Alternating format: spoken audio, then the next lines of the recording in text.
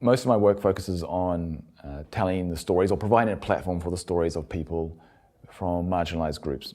I fundamentally believe that where any sort of discrimination exists, those being discriminated against often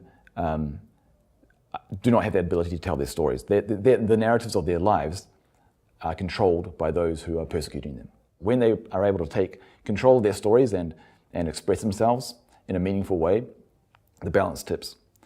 So with the work on mental health or with the work on LGBT rights, if we can somehow amplify these voices, hopefully we can counter these destructive narratives that say to be lesbian, gay, or bi, or trans is to be unholy or unnatural or immoral. And people can take back control of the narratives of their lives, and I hope, personalize what is often abstract issues. Hopefully that then will increase some empathy, and hopefully that leads to action. But I also do get that there are massive gulfs between each of those steps, but I think if we do storytelling with integrity and in a powerful way, hopefully we can bridge those gaps and make an impact. What's very important to me is that the people who are at the heart of this issue also have agency over how their stories are told. So I'm very much into collaborating with the people I work with and ensuring that they are represented in a way that feels true to themselves. They, I think to a large degree, more and more give me the energy and enthusiasm to continue the work. When I see that the work has an impact on their lives and that they feel enrolled in the work and engaged in it, it's very gratifying for me to see people feel some sense of power. I mean, look at me, I'm privileged. I'm white male from a middle-class family and from a relatively rich country, and I have access to media with massive audiences. And then I'm trying to work with people at the opposite end of that spectrum. I think that with that privilege comes a responsibility, I believe.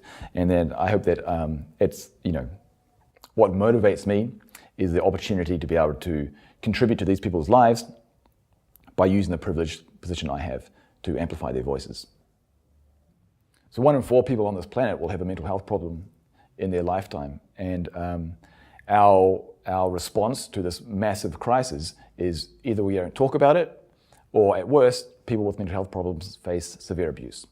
So I hope that my work can in some way raise the level of conversation. So I went back to South Sudan last year with Handicap International. And as part of this work of trying to amplify the voices of people living with mental health problems, I created a studio and interviewed people with mental health problems in that studio and their carers. And one of those people that came in was Helen. And I photographed her and a whole group of other people.